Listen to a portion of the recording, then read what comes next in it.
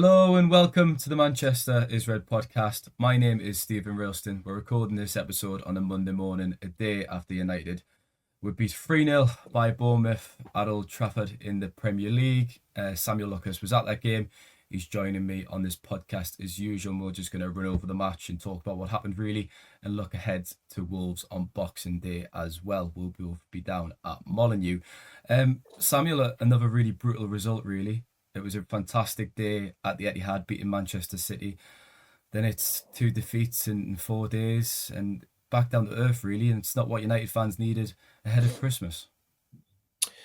No, a Merry Christmas to one and all, of course. But nevertheless, that game yesterday, it was Ty who commented on it early doors because of the Baltic winds at Old Trafford, and he said, "Oh, there's rubbish on the pitch. That's something to bear in mind." And then, of course, there was more rubbish on the pitch from the United players, and it's not a surprise. I think that's the most alarming thing. It's 2 seasons running now. Bournemouth have won 3-0 at Old Trafford. They were 3-0 up earlier yesterday than they were last season. I mean, Iraola was asked afterwards about the differences between those games. I mean, I can't really remember a great deal of, or the minutiae from that game last season. These defeats, these home humblings, all merge into one sometimes. But I mean, going back to what you said last Monday when you said it's Bournemouth at home, they should be beating Bournemouth. That was the naive mistake you made. This is not the Manchester United of the 90s or the 2000s. Bournemouth are in their slipstream. Bournemouth are a better team than them this season. Bournemouth were a better team than them before yesterday's game. They're a better side since yesterday's game. They're a better side than they were last season. Their coaching appointment, I think, is one of the best managerial appointments Premier League club has made in recent years, quite frankly.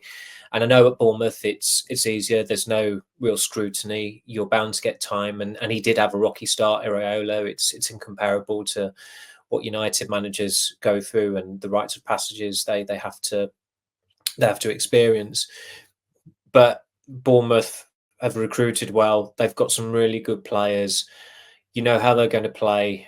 And really, watching United yesterday, I just got the sense from the first couple of minutes that something wasn't right with United. And sometimes you look at those players and you think it's a bit cold, and they look like they didn't want to be there. The atmosphere was flat. Bournemouth were probably buoyed by the result last season, but they should have been more buoyed by some of their more recent results. They've beaten better sides than United, far better sides than United this season already, and they press aggressively. They must have been encouraged by those early signs where they unnerved United, who were clearly uncomfortable on the ball in defence. I mean, Maguire, who was very good against City, did not have a good game whatsoever yesterday. Martinez has not been having a good season. He was shaky again. And the other problem they have, of course, and we touched upon this after a game which they actually scored 3 goals last week, is that they struggle for goals, but they also struggle to score at the key times.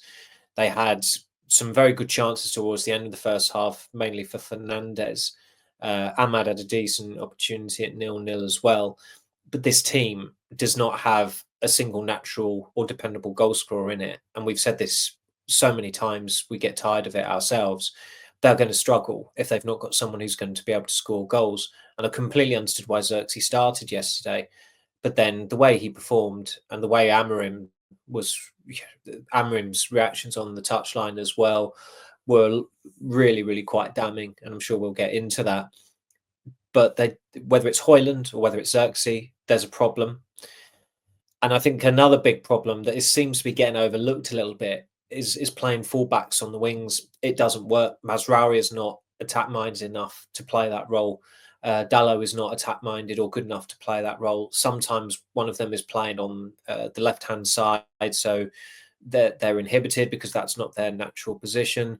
But it's for the best. It's for the team, in the team's interest, that Ahmad, who is a brilliant player, and he is a forward, but he's got to go back to the wing because it's in the team's interests. You cannot play 2 fullbacks in that system. I know Amorim said that before his first game. I can't remember whether it was. I don't think it was at the press conference. It might have been in the Gary Neville I think chat. it was an interview with Sky, wasn't it? Yeah, ahead of Ipswich. Yeah. and he was talking about I'm going to play fullbacks in those positions, and I thought, no, you shouldn't. The players he played on the wing at Sporting, I can't remember the name of the other guy, but obviously Giovanni Kenda was one. And I remember looking up their profiles, and they were both listed as wingers. And if you're going to play wingers there, you've got to, I know it's a very different league, but you've got to get that balance right. You can't have two essentially, and I know Mazraoui and Dalot are attacking in different ways, but you don't look at them as a Trent Alexander-Arnold or Alphonso Davies or David Alaba when he used to play at fullback, or Hakimi. These players these fullbacks who you associate as being attack-minded. And I sympathise with them to an extent because they've not had left backs to support them this season, essentially. And I'm sure we'll get on to the left back who played yesterday. And they have been overplayed, but they're not good enough to play those roles. Mazraoui is good enough to play in the Manchester United team, clearly as in a back three. He's shown that. Maybe Dalot can play in a back three, but they need to put Ahmad back on the wing. And fair enough, if it's Dalot or Mazraoui on the other side, you've got more of a balance there. But Amrim has got to stop playing Dalot and Mazraoui as the wingers. I know Mazraoui started in the back three yesterday, but it was still Malacia on the other side.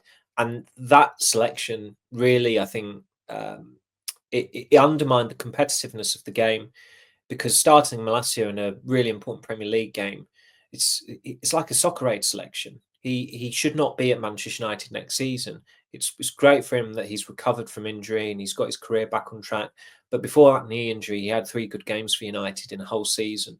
And he's clearly not good enough to play for Manchester United as a starter.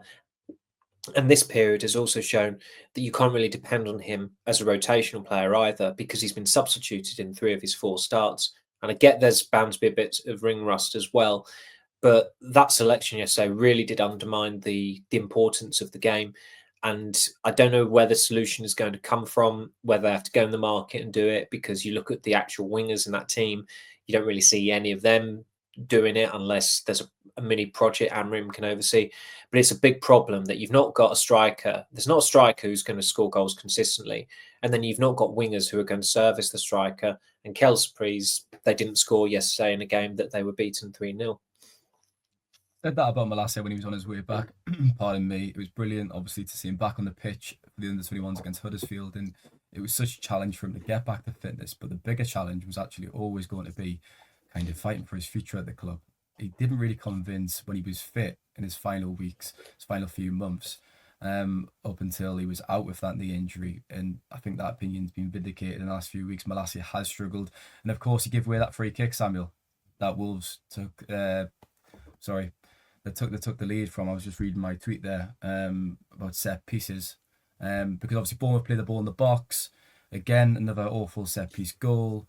The United have now conceded 9 goals from set pieces in the Premier League. Only Wolves have conceded more, and that's just so poor. We're banging our heads against the wall here. The last few games, set pieces have suddenly become a problem, Samuel, which seems quite strange. I think they were kind of all right last season. I know Carlos Fernandes is down on the touchline, Ruben Amorim's right-hand man. He's took responsibility for them away from Andres Georgson, who's kind of took a step back. And Amorim was asked about that in his press conference again, wasn't he? I believe the set piece problem. But United shouldn't be conceding from set pieces, should they, Samuel? Not the rate they are. Look, it has to hurt for every team if they concede a goal from a set piece. It doesn't matter what level you're at. It's going to drive you up the wall, because it's a choreographed. It's script. You've read the script before it's been submitted, pretty much. And when you still fail to try and counter the script, it's bound to do your head in. I mean, that goal yesterday was so rudimentary. It's just in swinger to the near post, guy go for the ball, try and head it to the far post. That's exactly what happened. Xerxes was purportedly marking Huijsen. I mean, he was pretty much an unmarked header, because Xerxes was so dismal at trying to shackle him there. And Xerxes, 6'4". I remember when Didier Drogba was in the Chelsea team, he was extremely effective at defending corners. He was a really, really good asset to have there. So there's no reason why a striker or a forward who's quite an imposing figure shouldn't be an asset at defending set pieces or Samuel, when you think about the qualities that you need to defend set pieces, they don't really stand out with Xerxes, do they? I mean, if you've got like desire, agility, awareness, he doesn't really have those qualities, does he? No, and that's on United for signing him in the summer. I mean, he's clearly someone that they shouldn't have signed for a myriad of reasons. But I suppose it looks even worse when it's very not only do United actually change coach in the technical area when there is a set piece, because Amorim always just heads back to the dugout and Carlos Fernandes comes back out, but they literally practice set pieces in the warm-ups before games. They've done it since Ipswich. They've been very, very meticulous with those drills. I think it's Carlos Fernandes is out there, and I think it's a couple of the other coaches who've come over with Amorim who are taking part in these set piece drills. But they've conceded, I think, in the last, is it six? I think 7 goals have come from set pieces in the last 6 games. Because I think you should count the City one as well. That is from a corner. It's a short corner routine. Forest, of course, scored from a corner. Arsenal scored from 2 corners. Tottenham scored directly from a corner, which was a bit more freakish. And Amorim has said United are not a tall team. So that's clearly, I think, going to have to be addressed in the summer more so than the winter transfer window when it comes to recruitment. Like, are they going to look at a profile of targets who are 6 foot plus? I mean, yes, it doesn't seem that long ago that when United had quite a tall team under Mourinho, it was seen as the perception was, oh, this is Jurassic, this is dinosaur thinking, just having a load of man mountains. Then you look at the way Arsenal have gone about constructing their squad. They are an extremely formidable, imposing side because of the height of their players. And again, at the weekend, look at the chaos they caused at corners against Crystal Palace, who weren't able to answer to Arsenal's set-piece prowess. And, I mean, United did concede from corners before Carlos Fernandes took over the responsibility from Andreas Jorgen. I mean, the Brentford one is one that springs to mind when De Ligt went off the pitch because the medical staff were unable to patch him up properly. Brighton's winning goal, that did come not directly from a corner, but it started out with a corner and United were a little bit all over the place. But it has become more of an issue in the past 2 or 3 weeks. And I mean, I asked Amorim, would you consider bringing Andreas Jorgen back to the fore on that? And he said, no, it's not Carlos Fernandes' responsibility, it's my responsibility. And that's laudable that a head coach would take it on the chin, and he has to, because he has overseen that change of Carlos Fernandes taking the initiative on set pieces and Jorgen just really fading into the background there to the point where everyone's wondering why is he still at the club when other members who came in the summer, like Yeliten Ruvelar, of course, Van Nistelrooy, Rene Hake, they've all gone, yet Jorgen has stuck around the place. So they're going to have to continue practicing, but maybe they're just, again, like with the whole goal scoring issue, this is going to be a problem that's going to persist throughout the season. I don't think they're quite as small a team as they make out, but it's not always those players who are going to be ideal for coming into the side or being part of what you would call whatever the hell United's best 11 is. I think I said that to you at one point. I can't remember what game it was when we were both at, and I remember watching United from a corner, and I did say they just look like a small team, and we've seen that this season where it's just become such a vulnerability, really. As you said, though, Samuel, in your first answer, there was chances before half-time. A few fell to Fernandes. There was a little bit of a bright spell where United could have equalised and got back into the game. Is Fernandes' finishing become a bit more erratic? Or am I comparing it to when he was first at the club and his finishing was just on fire and everything he touched just went back into the back of the net? He doesn't seem as composed in those moments as he used to be. No, he isn't. I think he's somewhat a victim of his own success, and that he has had pretty high standards, consistently high standards since he came in at United. And some people, I think, will look at, in his first full season, he got 28 goals and think, why is he not getting near that mark every season? But let's face it, that was a COVID season. And there was a lot of stuff that happened in football in 2020-21 that was just not a reflection of reality, really, because it was fake football, as we've said. I've certainly said time and again. I mean, how many goals he got this season? He's got 6 goals, which is, I suppose a pretty average tally, but United are an average at best side, and there is more of an onus on him to score, because who else in that team is going to take the chances? I mean, Garnacho had a great chance 1-on-1 yesterday that he has got to bury. Yeah, it was a very great team, that wasn't it? And it is to the point now that he is still, I think he's still United's top scorer, but he should have hit the 15 goal mark by now, with the chances that he's had. And I think that some of the stick he's got has been unfair, but when you're missing as many chances as he's starting to miss now, and yesterday it was a back pass of a shot at Kepa Arrizabalaga. Bournemouth had just gone 3-0 up, so if that goes in, suddenly there is going to be a sense of belief, and Bournemouth are going to start to think, oh God, what's going to happen now because of what happened in the week at Tottenham? Is there going to be a wobble here? And the game was salvageable if that chance had gone in. So I think it's far too easy just to pinpoint it, just to kind of like home in on the captain, who has not been playing well this season. He picked up relatively recently. There was some improvement.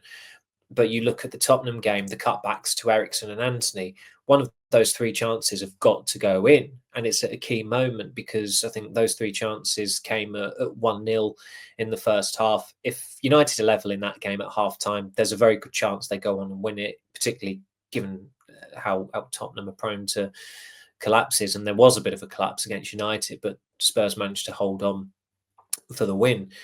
The chances yesterday, of course, with Fernandes, one of them, particularly the one where Ahmad played it back to him, he's got to hit the target. He doesn't even hit the target with that opportunity, and that's why the whole I saw it. It was, look at United's XG yesterday. We had 2 point something or other.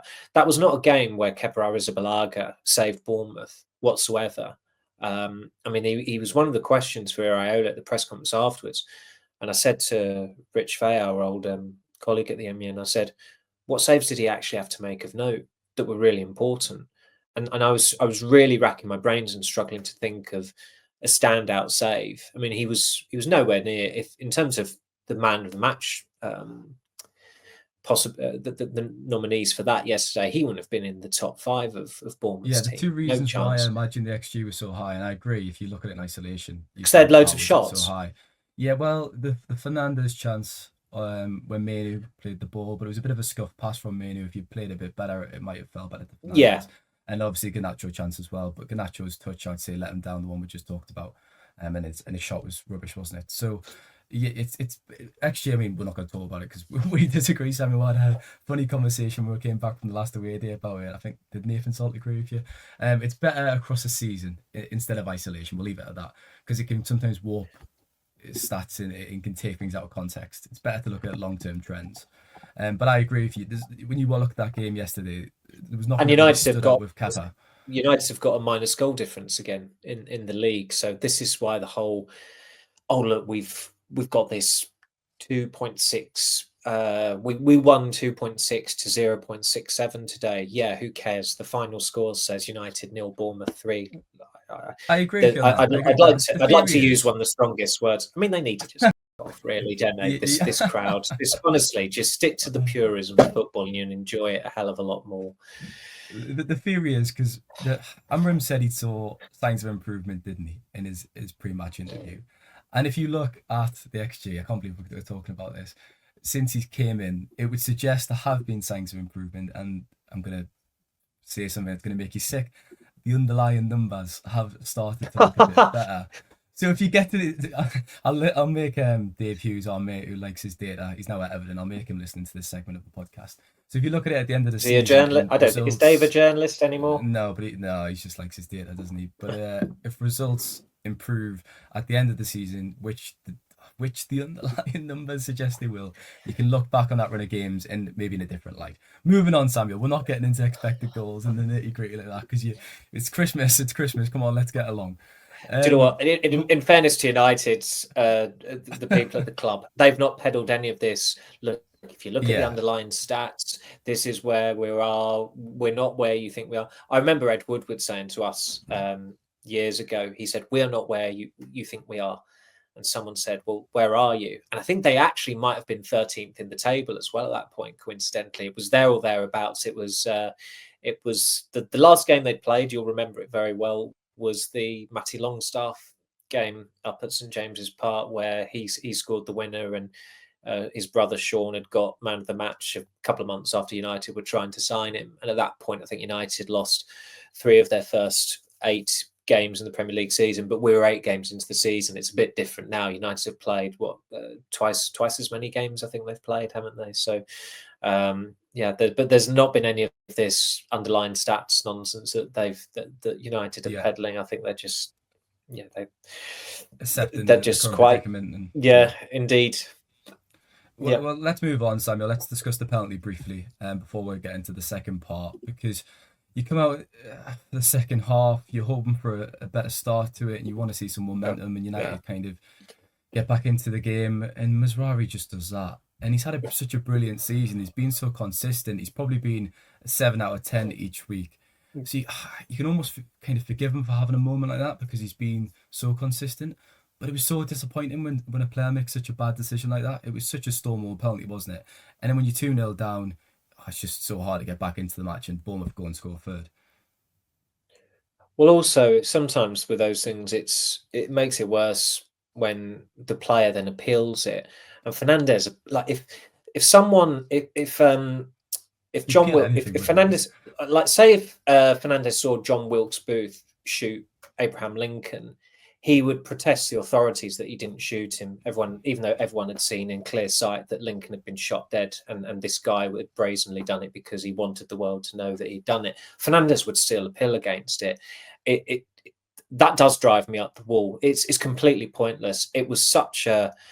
I mean, I think Maguire was trying to suggest that the ball had been played by Mazraoui, and you think, just save your breath. Just go back to the edge of the area, get prepared for the penalty, and see if you can salvage this game. Just save your energy. Don't waste your time protesting a pointless cause. Fernandez was at it in the week over Bayinder's mistake for Son Heung-min's winning goal at Tottenham. And it was just a daft foul. It was an imbecilic foul by Mazraoui. Maybe his relocation to the wing and where he'd played the first half in the back three, maybe that contributed to the element of panic that possibly accounted for that foul on Justin Kluivert. But it was just a brainless foul. And sometimes players do it just because they're desperate and they want to salvage the game. And I get that. I'm sure that. You think Mazraoui's a little bit tired now, Samuel? I mean, he's just been on the trot all season. He's almost played every game. I think that goes for Mazraoui and Dalot. Mazraoui has had a far better season than Dalot. Dalot has been really, really woeful pretty much the entirety of the season. But those two have really not had much of a rest because Luke Shaw's always crocked. Tyrone Marshall is not crocked anymore, but he's not a player that nobody really wants to see starting any games. And you look at the upcoming matches for United, I know Amorim will continue to rotate, and I think that is a problem. I think he's starting to rotate too drastically, and I know he doesn't want to, and he said before it's about avoiding injuries, but this squad is clearly not fit enough, and that's another problem. Why is it whenever a Man United manager comes in, one of his gripes about them is that they're not fit enough or durable enough? So you have to ask questions of what's going on with the physiological side or the with the training at Carrington, with the medical department. There needs to be a thorough review of that. I think at the start of the season they had the right size squad, but it is starting to shrink because I think if you were looking at it as a 28-man squad at the start of the season, 3 of those players were Harry Amos, Toby Collier and Ethan Wheatley, who between them have probably had about 30 kicks of football. I mean, Harry Amos, very good in pre-season. We've not really seen him since. So it's more of a 25-man squad. 3 of those players are goalkeepers. Then you factor in the injuries, and United have got some real crocs in that squad as well. I mean, Shaw is one. Victor Lindelof is another. Over the past year, United definitely made a mistake extending his contract, and he's got injured again just before the January transfer window, just to really make sure there's absolutely no chance of him being able to leave in January. I'm not for a single second saying that he's done it on purpose, obviously, but the regularity with which he gets injured, it's a folly that they extended his contract last December, and they extended it while he was out injured as well. I think he might have just had surgery. So that was a bad decision. And really, this season is not a write-off because there are still a lot of things to play for. But the way United went about it going into the season, and the way the season has gone so far, unfortunately, it does feel like a write-off. Even though there's a lot of football to play, there is an eminently winnable competition in the Europa League, which would absolutely make this season a success if they win it. They've got the FA Cup to defend, starting from next month with a pretty ominous tie, but they need to learn from their mistakes at Arsenal this month. Maybe they can pull off a shock or a bit of a shock next month at the Emirates Stadium. And as bad as they've been in the league, it is a tight league, and I think Newcastle have proved that if you just win a couple of games, the complexion can change quite drastically. But United United are incapable of just winning I was just about to make they that just exact seem point. incapable of winning back-to-back Premier League games. I mean, have they done that this season? You look at the Premier League table, the 6 points off Bournemouth are on 28 and they're in 5th, and they're deemed to be having obviously a fantastic season for their standards at their club. And 6 points is nothing, but the problem is United can't really put together a run of fixtures, can they? And you say, well, if they can, they'd move up, but we've just not seen that, unfortunately. No, and just looking at it now, no, they haven't. They've literally not won 2 games on the spin in the Premier League this season, which is going to kill you. That there was several reasons why they're 13th in the table, but this is a league that if you just go, Liverpool are the perfect example of it. If you just win games consistently, look where it will take you. And up until recently, it looked like it might be a one-horse race for the Premier League title because Liverpool won with such regularity, and they continue to win very, very convincingly. I think I still refuse to believe that Chelsea are back, or all this tedious chat about our Chelsea title challenges. But the fact of the matter is, Chelsea are very, very good at beating the fodder in the Premier League and also the Europa Conference League as well. And if you're going to just dismiss these teams, swat them aside, look where it's going to take you. And Chelsea are at the point where it almost feels like a fait accompli that they'll be in the Champions League next season. There's a very good chance that they'll win the Conference League as well. And it's not complicated football whatsoever. If you win games, it will take you. You will go far. And United are just incapable of doing that. They can't even win 2 games on the spin in the Premier League. And you look at the 2 games coming up, I don't think there are many United fans that have any faith whatsoever in them winning one of those 2 games, never mind winning both of them. Wolves have already had a managerial bounce. That looks a more treacherous fixture already because Gary O'Neill is no longer in charge. And then the day before New Year's Eve, it's Newcastle at Old Trafford. Newcastle did United 3-0 in the League Cup last season at Old Trafford. And certainly that game in May, which was a bit of a strange game, the penultimate game of the season, that could have gone either way. United won it 3-2, but Newcastle certainly had some very good opportunities where they probably, if they were more clinical, they probably should have done the double over United last season. Well, there's always a silver lining, and thankfully United didn't sign Sean Longstaff a couple of years ago, so there's always a positive to take from everything. And we'll leave it there for part 1. We'll be back in a moment for part 2.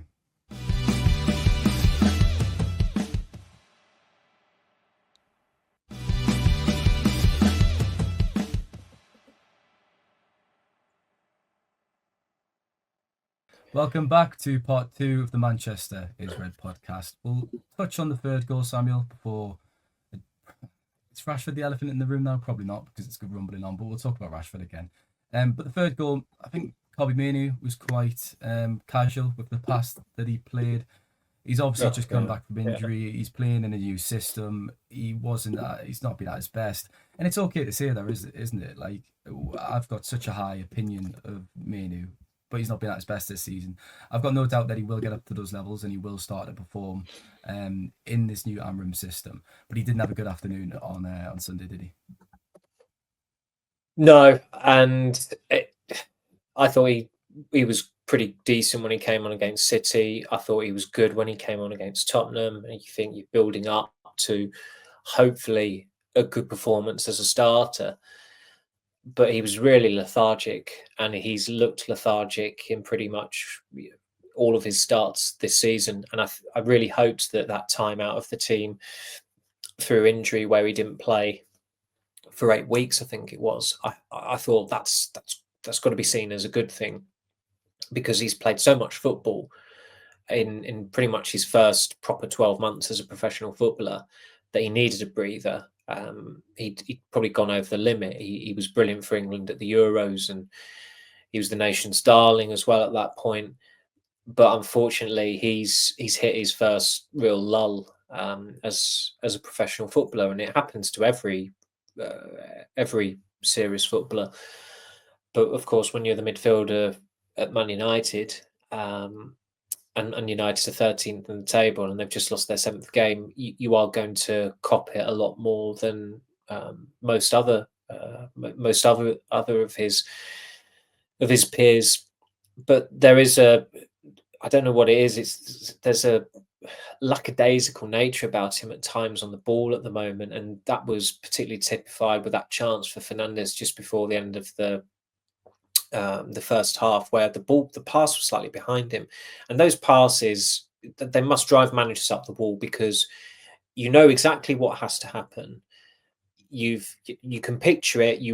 Everyone knows what you want to do in that moment. It's to take the ball as close as possible, release the player, he's on side, slot it into the far corner. That is exactly what they would have wanted to happen, and it didn't happen, mainly because Mainu missed his cue, in that he played the ball slightly behind Fernandes, and so Fernandes has to check it, and Kepa Arrizabalaga knows where the ball is going, and it's an easy save to make. The ball was and actually he had the bouncing. time to react it. It was a little bit of a scruffy pass, the way it connected with it. It wasn't a clean kind of connection for Fernandes, the way the ball went across the turf, which made it difficult, and it was slightly behind him as well, so it wasn't ideal. No, and that typified Main's performance. And then there's a casual pass that leads to the 3rd goal, and he will probably feel like the world is on his shoulders at the moment, because, again, a little bit similar to Rashford, he's a local lad. He probably is the new poster boy of this Man United team, given his background, where he's, of course, hails from Stockport, come through the academy, won the Youth Cup, scored an FA Cup final winner. His trajectory up until this season has been fantastic. Apart from that injury he had, a couple of injuries he had in 2023, the first towards the end of Ten Hag's first season, and unfortunately that one in pre-season. But this is the first time where his form has really come under scrutiny, and Amorim has not started him in certain games where you thought, well, he'll start Mainu today, and you've wondered, has Amorim seen something that doesn't quite gel with the way he wants the team to operate? But also, I feel sorry for Mainu in that he's not got. I don't think he's got ample support there. Not through lack of bodies, in terms of that. They've got Eriksen, they've got Casemiro, they've got Toby Collier, Ugarte. They've got 4 other midfielders, but there's a reason why Amorim is barely using Casemiro. Eriksen, who had quite a long run as a starter under Ten Hag earlier this season, has started twice, I think, maybe under Amorim so far. Toby Collier was injured for quite a long period and must have played about 2 or 3 times this season. He's until recently he's kind of been out of the fold. So there is a huge. People look to Kobbie Mainoo to make United play, and he did do that last season, and it did mask the problems at United, because there was no style last season. There was barely any strategy, apart from of course the FA Cup final, and they were so reliant on Mainoo as soon as he came into the team with that brilliant full Premier League debut at Everton, when he was the man of the match in a game that United won. And the fact that people were talking, rhapsodising about him after seeing the goal of the year from Alejandro Garnacho was a testament to just how brilliantly Manu performed that day. He was superb. But in football, you are judged on what you're doing rather than what you've done. And that's the way it should be. And at the moment, he is not operating at the levels anywhere near that he was operating at last season. But there is, as I've just kind of outlined, there is a lot of mitigation there. He is still 19. You don't look around that dressing room and think there are senior players left, right, and centre who can put an arm around the shoulder or offer him some support or muck in game from time to time. I remember Ryan Giggs said when he was quite a young winger in the team, he was getting kicked by a fullback, and for a period of the game, Brian Robson said, "I'll swap with you." So Brian Robson played on the left wing, essentially just to kick the fullback back because the fullback was not going to mess with Brian Robson. And I'm not saying those methods would still be able to occur now, but the principle can still be the same in essence. And United don't have players who are going to do that. They're not going to have players who are going to say to Kobe Mainoo, listen, you take a back seat for a while. Let me just try and fill in this area for the time being. You know, try and gather yourself for 5 minutes. Just play some easy passes. I don't see. I mean, there are no leaders on that pitch really, by and large. I know Fernandes. I've probably spoken defensively of Fernandes as captain more than anyone else. Well, he had the captaincy stripped of him 18 months ago. They've got a handful of characters because of that. Well, I think he's carrying to show those leadership qualities and to carry on being a leader without the armband, which I'd almost be more impressed by, to be honest. I agree with you, Stephen. He has got leadership traits. He is a talker. He's a communicator. But him, Fernandes, they're different communicators, which I don't think is necessarily a bad thing. But they're also in the minority. I mean, there was some talk a few years ago where Maguire was saying that Marcus Rashford could become a future Manchester United captain. I mean, I don't think he's got any leadership characteristics he used to have, but certainly he currently doesn't at the moment. Who else in that squad? I mean, it was interesting speaking to someone who was pitch side at the Tottenham game, and they were talking about how Ahmad was directing Mazraoui and telling Fernandes, giving him some pointers, which is laudable and not a surprise really, because Ahmad's such a good character, and he's absolutely someone that United need to be, one, getting tied down on a new contract, secondly, giving him a set role in that team when they've got the other pieces that they need in the summer, which is likely to be in the summer than the winter, I think it's fair to say. But there is a leadership vacuum in that team, and it's incredible, really, how quickly it changes. Because you go back to that first season under Ten Hag, and it felt like it was teeming with leaders. Varane was a good leader. Martinez came in, and you felt like there's another leadership figure.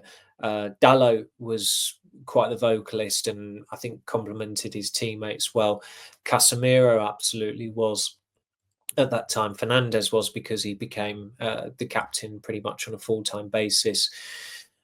Rashford led through his goals, so they were not lacking different kind of leaders at that point. It's not just this season; it was the problem last season as well. But that dressing room is just disintegrated, and they need some characters who are quite literally at times going to grab players by the lapels and tell them what to do. Just add two things, pardon me, quickly on Mainoo before we move on. I still thought there was still ample time to actually stop that goal, the third goal. I think Bruno Fernandes looked a bit knackered when he was tracking back, and it could have been prevented. And also, as you've just said, look, a really young player. He's still 19 years old, and he's coming in a struggling side, a team that's 13th in the Premier League, and it's still pretty dysfunctional at the moment, unfortunately. Manchester City aren't a good example, but if Mainoo was in that dressing room last season or the season before, you could see him really thriving and just continuing to impress. So hopefully he gets back to his best soon, but United do need to help him as well. Let's talk about Rashford then, Samuel. He was out of the squad again. That's a third game running. It's a huge story for the Manchester derby, and it's continued to rumble on. It's starting to feel like he might have played his last game for the club. It's the January transfer window, just around the window. It seems like it's obviously the right thing to do. I think it's brilliant how Amram's took a stand. You're smiling there.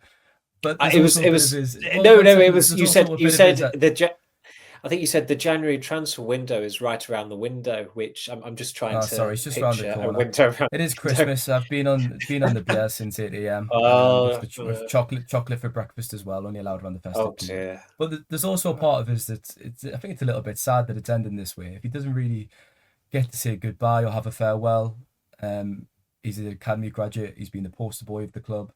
He's been very good for a long time.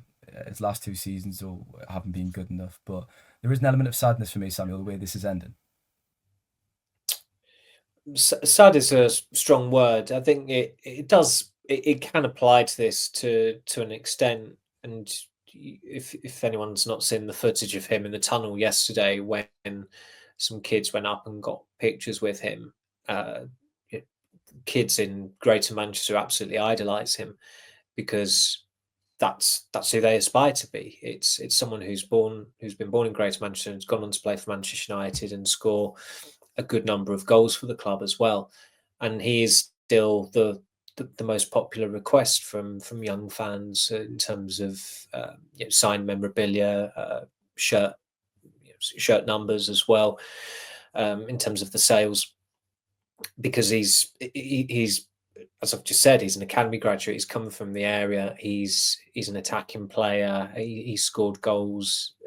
There's he has those star qualities, or had those star qualities, but this is all on him. I know there's a lot of he said, she said with these things, and certainly from what I've been told, that Rashford and his camp are unhappy that United have made him available for transfer without informing him directly. I think they would have completely, from their, so this is from their perspective, they'd have completely understood if United went to them and said, look, we believe it's time, that it's in the best interest of all parties that Marcus has a change of scenery, then they feel as though that'd have been fine. But the suggestion has been that United have been sounding out clubs, essentially asking them, would you be interested in signing Marcus Rashford?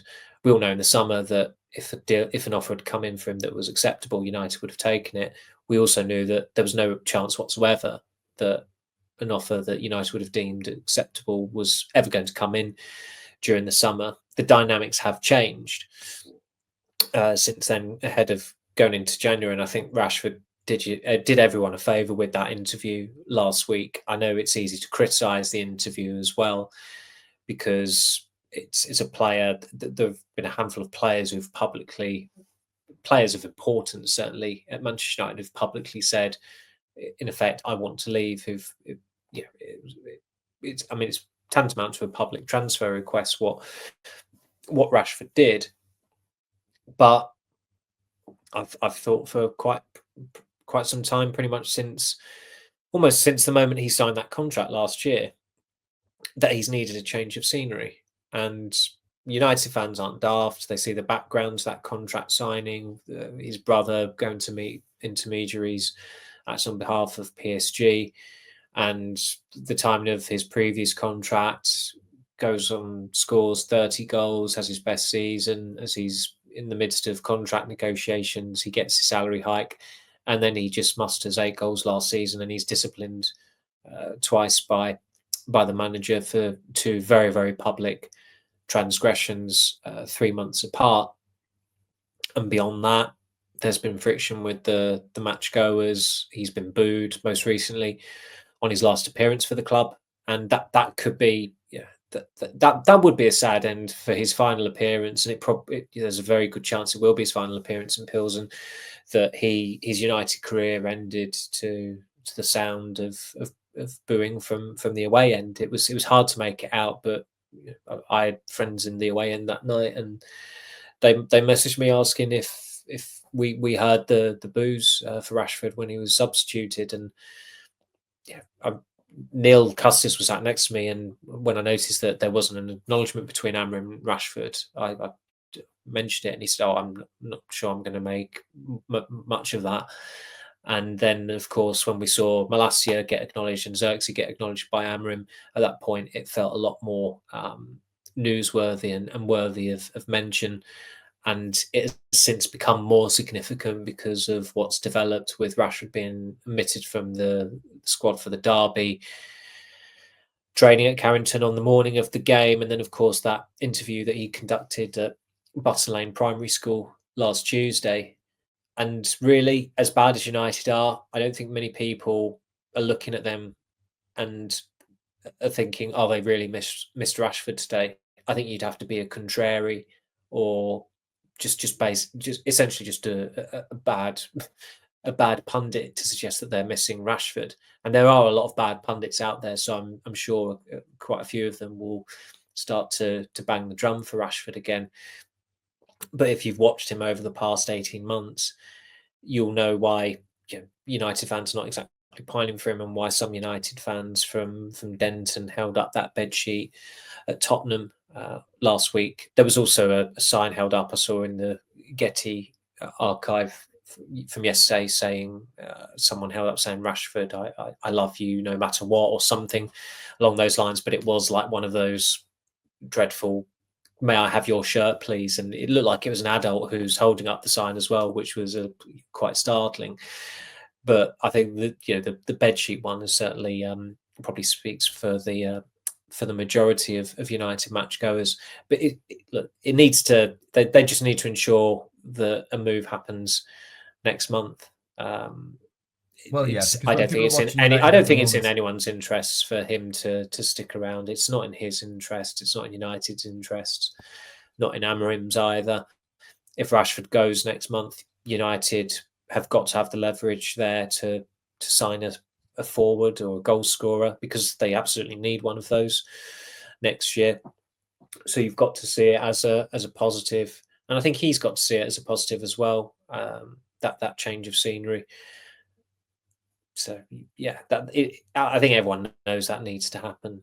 Well, certainly most people who are knowledgeable of the situation can actually look at it all in its entirety. I'm sure there'll be some very partisan punters out there. I mean, we've seen them already. I did chuckle at Ian Wright's. I saw someone had shown, "Oh, look, this comment from Ian Wright," who, again, I don't think is necessarily someone who looks at the shades of grey with situations. And of course, someone who supported his comment in support of Rashford was Jadon Sancho. And of course, there's a player who transgressed at United very publicly, and that was pretty much the end of his United career. And it just so happens he shares the same PR advisor as Marcus Rashford as well. And that PR advisor also represents Cristiano Ronaldo. And all of a sudden, there is a pattern developing of star Manchester United players who very publicly cross the manager, and really the manager has to win those battles. And I don't think there's any doubt that Amorim will be winning this one.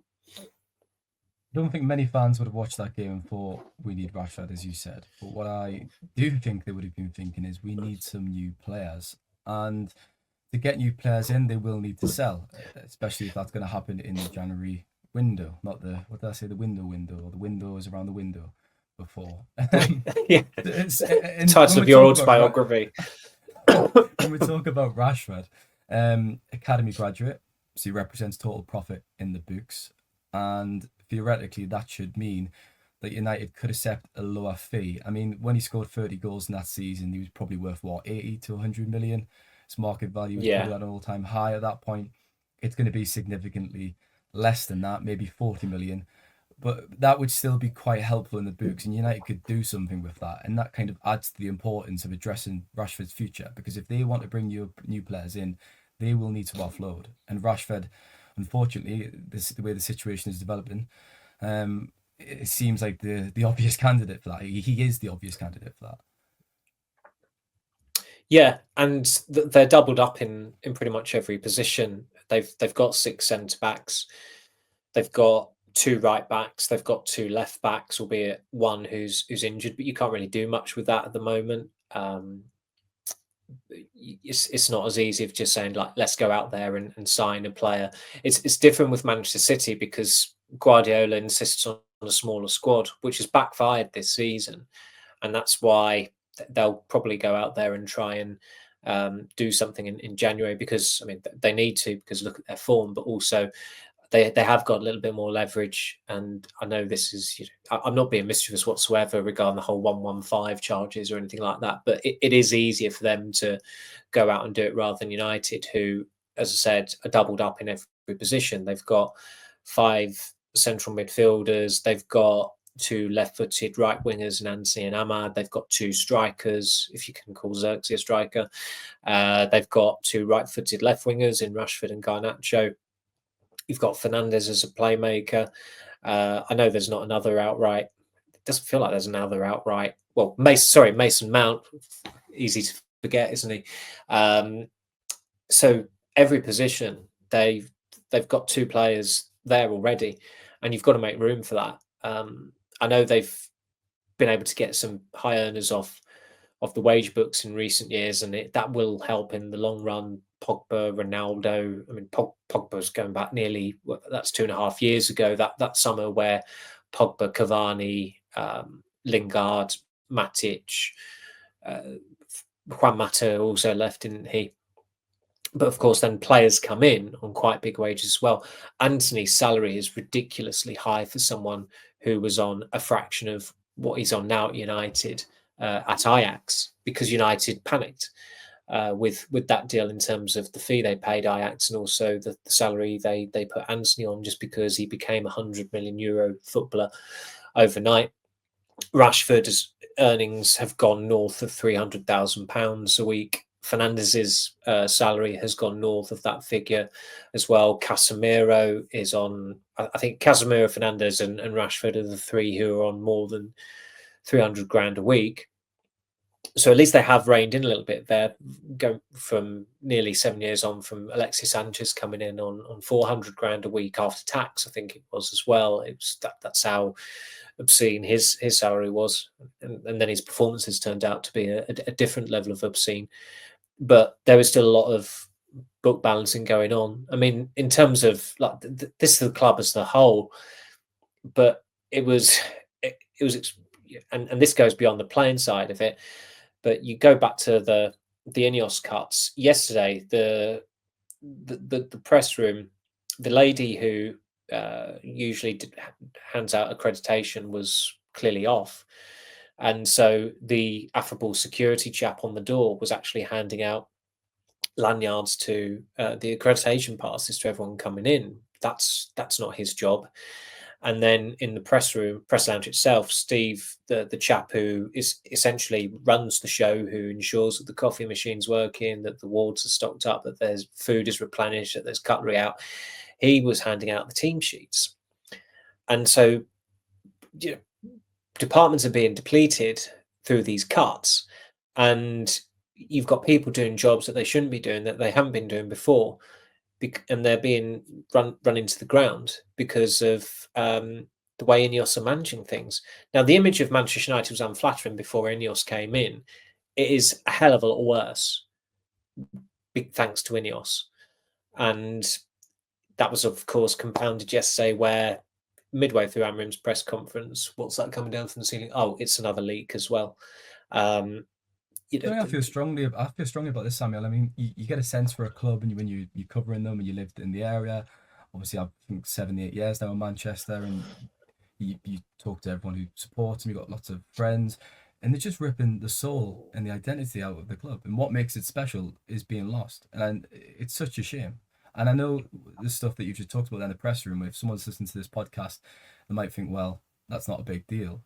But all of these little things are adding up, and it goes to the bigger picture. And it's such a shame, I think, that what's going on at the moment behind the scenes.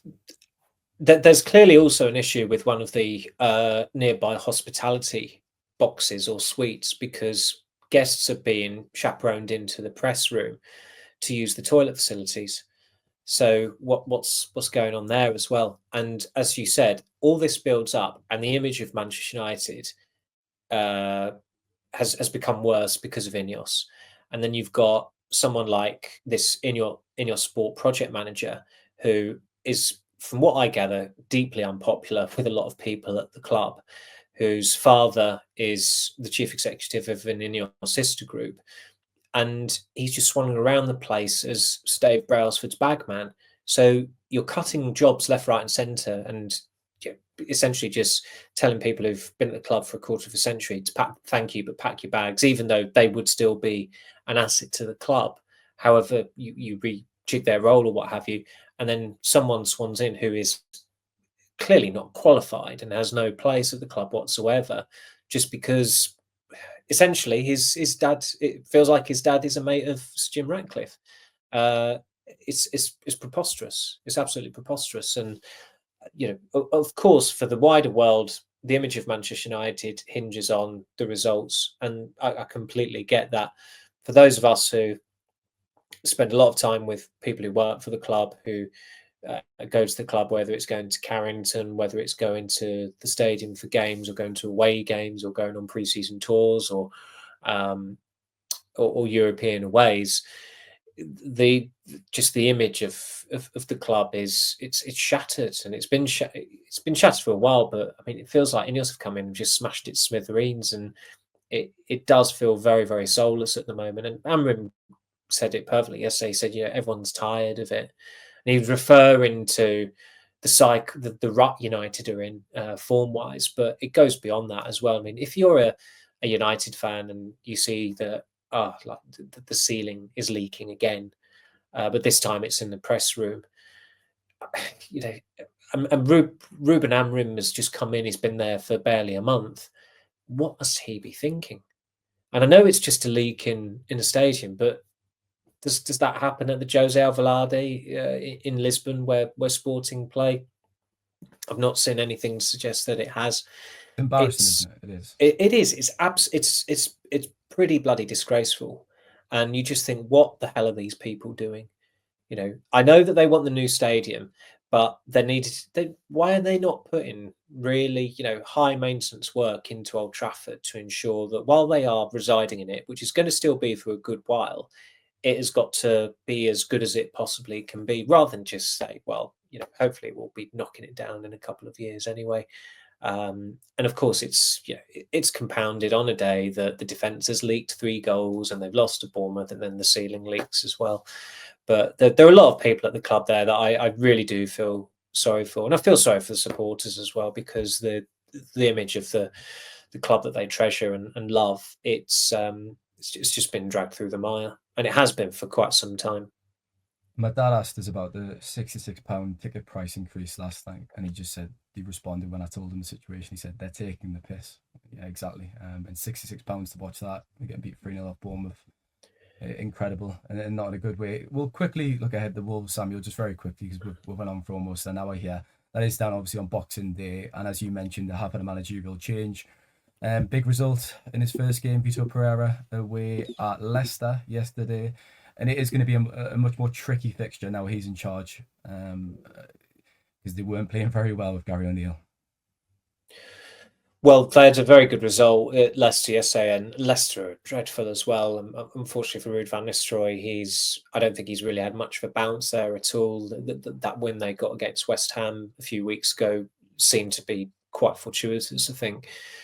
But it's still very good going for Wolves to go there and to get as handsome a win as they have done. I mean, certainly since they got promoted back to the Premier League in 2018, they do not really get thrashed by United. They should have been thrashed by United in when was it, February, that crazy game where United were absolutely brilliant for 45 minutes and 2-0 up at half time. And in a game where they were 3-1 up in the 85th minute, they ended up having to win 4-3 through a 97th minute winner because they're United. It just one of those games where you're shaking your head in complete and utter disbelief at what you've just witnessed, and that probably wasn't even one of the 5 craziest games that involved United last season, but it boggled the mind, that game that evening. But as I said, United, they don't normally have it easy against Wolves. It's going to be the new manager's first home game in charge at Molineux. Molineux can be quite an atmospheric ground. It's as we've said before, for the away supporters, it's not great because you're stretched across the pitch on the far side. But I think where we sit in the press box, you certainly have certainly the atmosphere generates closer to you from, I think it's the Jack Hayward stand to our right, which has been pretty raucous at times. And I've watched Wolves a couple of times this season. It's difficult to have been impressed They're by awful. them, but Yeah, they really have been. I thought Gary O'Neill did a very good job last season, but it went south very, very quickly this season. What I would say is I think there's again, trying to, with my director of football hat on, they have got a player that United should be looking to bring in next season, which is Matheus Cunha. I think he's a fabulous player. He is absolutely brilliant to watch. Those goals he scored against Fulham, was it last month or early this month? But even before that, I've been watching him for a good while, and he's got to get a big move next summer. United need to be getting him and Brian Mbeumo in. They would be my recommendations to reinforce the attack and get them up to speed under Ruben Amorim. So you look at the Wolves team, and it's not remotely daunting, and they have been awful this season, as you say. But as I said earlier, this game is a lot more treacherous for United now because Wolves have changed, simply because Wolves have changed manager. And look what's happened. The previous week they lost 2-1 at home to Ipswich, and Ipswich are really bad as well, especially with a worse goalkeeper than United's backup goalkeeper, probably. But Wolves have, there were some bold calls he made yesterday, I noticed. Jose Sarr, who I don't rate whatsoever, but he started ahead of Sam Johnston, so I suppose that's the Portuguese solidarity coming back into play. It always makes me chuckle that Gestifute have Gestifute, of course, is the agency that Jorge Mendes owns. They have their own box at Molineux, and it's opposite the entrance to the press room there as well. But it's a ground I always look forward to go to, not just because it's not too bad a trip, but the two chaps on the door are lovely, very, very warm. Some of the warmest club staff you could ever meet. They're very, very engaging, especially if you're going there as a journalist who's covering the opposition. They always take a great deal of interest in it, and it is one of those clubs where you feel a bit like St James's Park. You go there and you feel like you're inhaling the history of the place when you're walking around it. And as I said, it can generate a pretty good atmosphere as well. So it certainly has the potential to be a very watchable Boxing Day game, particularly with the kickoff time where it's a little bit later on at 5:30 as well, isn't it?